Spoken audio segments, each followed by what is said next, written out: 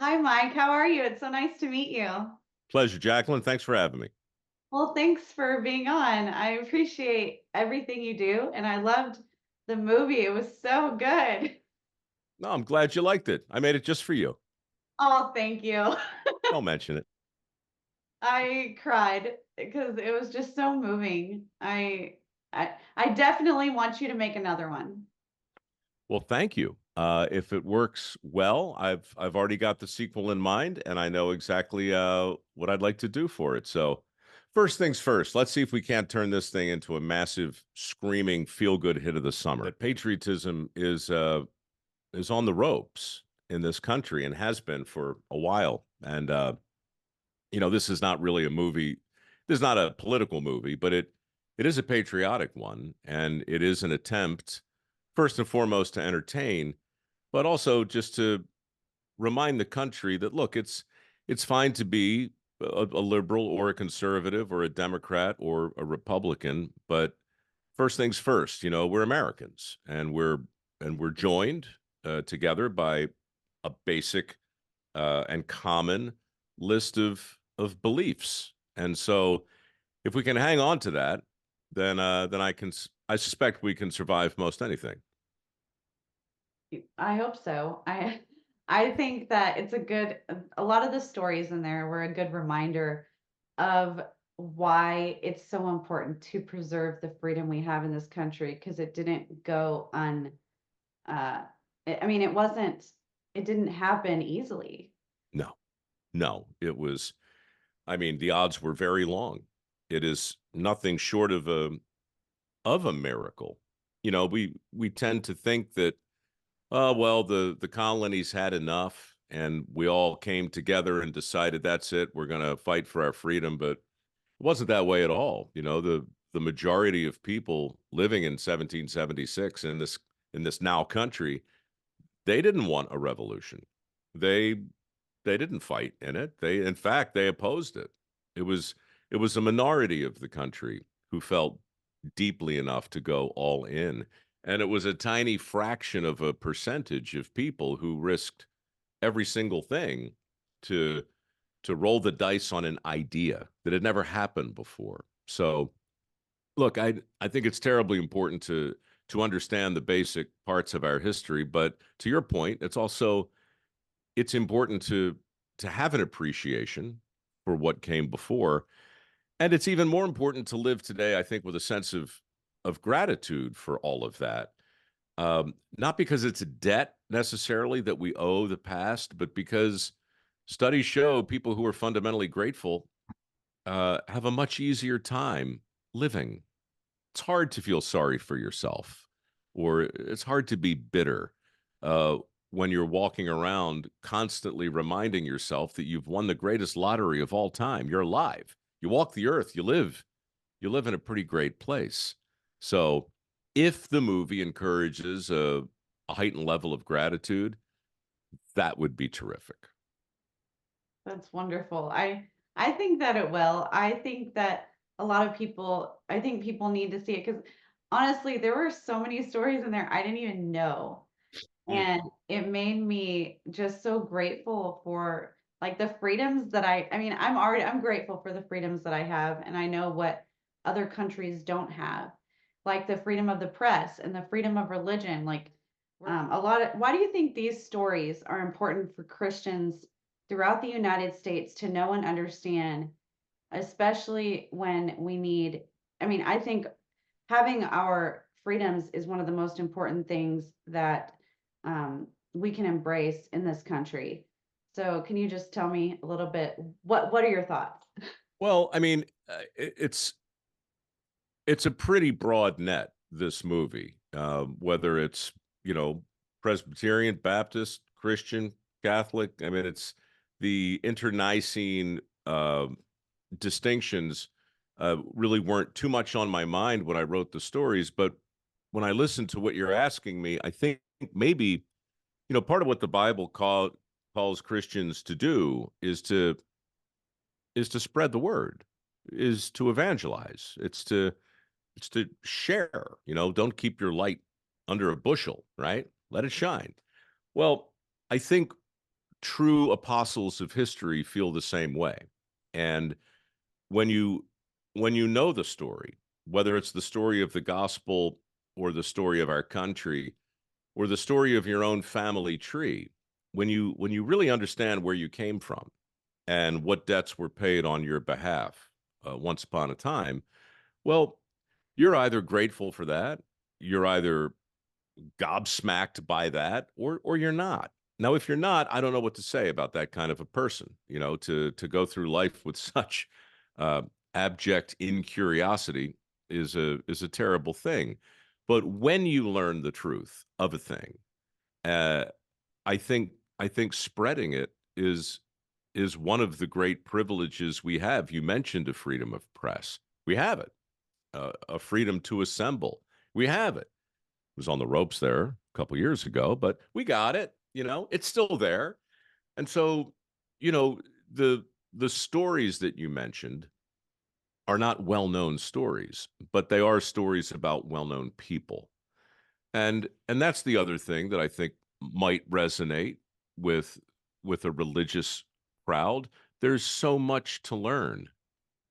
There's so much to learn in the gospel. There's so much to learn in the Bible that's rarely taught, right? Most congregants have a pretty good understanding of the broad strokes, you know, but dig a little deeper into the gospels, dig a little deeper into our shared history, and you'll find uncut gems that are just waiting to be polished up and put out there, sometimes in the written word, sometimes on a podcast, sometimes on TV, sometimes on the big screen.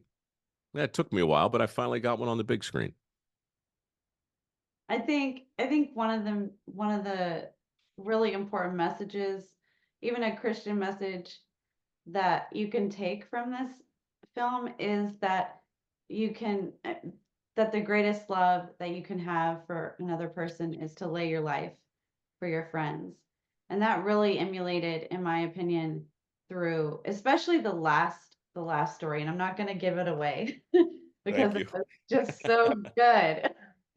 And I don't want to. It's a hard movie to promote, right? Because every Yeah, story is a surprise. And yeah. so, but yes, thank you. Look, that I mean, I know we're divided.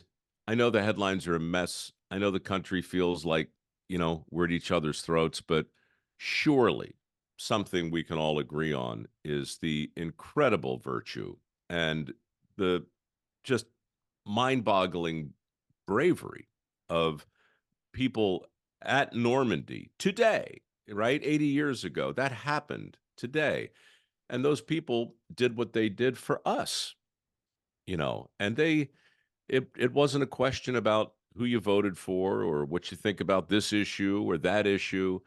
That was all taken on faith, you know, and so if you're truly looking for something to stand for today, uh, there's just no shortage of possibilities, but that's near the top of the list. How about the millions of men and women you've never met who died for you? That that's worth something. And I think that there's probably so many more stories that you could tell. What do you hope that, like Christians particularly, can take from this, especially given the climate in our country? Yeah, I mean, I guess grace, I guess context, you know, I mean, I don't want to paint with too broad a brush, but it's so important. It's harder to think than it is to judge. And we're very judgy today. We're very judgy people. and and we oftentimes judge people from our past by the standards of today. And it makes very little sense to do that, but we do it. We can't help ourselves, you know? And uh I I wish we didn't because you know, as easy as it is to look back 160 years and say, "Oh, well, you know, if I were alive then, I would have never done that, or I would have never done that. I would have been this kind of person." But how do you know that? You know, and more to the point, how can we know what we're going to be judged for 160 years from now? by our great, great, great, great grandkids. You know, what's going to be what statues in the public square today are going to be pulled down because the people they remember, I don't know, ate meat, you know, or whatever issue you might be so certain about today, but find yourself on the wrong side of in just 10 or 20 years, never mind 150 or 160. So, having said all that, I guess my answer would be humility. It's such an important thing to have when you're looking back through the mists of time and trying to conclude things when you weren't really in the room. I wasn't there when Lincoln signed the Emancipation or Hancock signed the Declaration. I know what I've read and I believe what I believe, but in the end it's the way I heard it. And that's what I'm sharing with people. And if you heard it differently, I appreciate that too. We'll have to meet sometime and and discuss it. But that's what I hope for our country. You know, a cordial, mannerly meeting between people who have heard things differently to talk it through, and then ultimately celebrate the things that bind us, like the country we have. Would you say that's ultimately what you hope your audience or audiences take from this? Well, I would, but I won't because that would make me a lecturer or a sermonist, and I'm not those things. I mean, it's true that I hope that they leave with a measure of that, but mostly I hope they're entertained. I hope they sit there like you and say, I didn't want that to end. I can't believe that went by so fast. And then maybe on the ride home, they'll talk about some things that they learned or some things that they might like to share. That would be great. Well, is there anything else that you'd like to share with my church pop audience that I haven't asked? Um, I would just repeat the riff on gratitude because the more I think about it, the more I'm sure that one virtue could be the thing to really help bring the country back together. It partly because, like I said, it's very difficult to feel sorry for yourself when you're grateful for all that you have, and but also because it's a choice. You know, unlike your hair color or your skin color or your blood type or your star sign, you know, gratitude is a thing you can choose to feel, and I wish more I wish more people would choose it. That's a really good message. I think that can help people, who don't or who are very sad to Mm, hopefully maybe get out of their maybe not get out, but mm. but just be happier by being more grateful. It's it's only the hardest thing in the world to do, but one of the things that does make it easier is to get around, you know. And I it's kind of glib to say, hey, go to Russia, you know, go to the Ukraine, go to these different places. I've been very lucky. I've seen a lot of the world, and this place is different. This country is different, and we're not different because we're better. We're different because a few people a few hundred years ago had some radical ideas, and then a bunch of other people put on a uniform and died to make them real. That's a heck of a thing, and to not be grateful for it, in my view, is to not recognize it.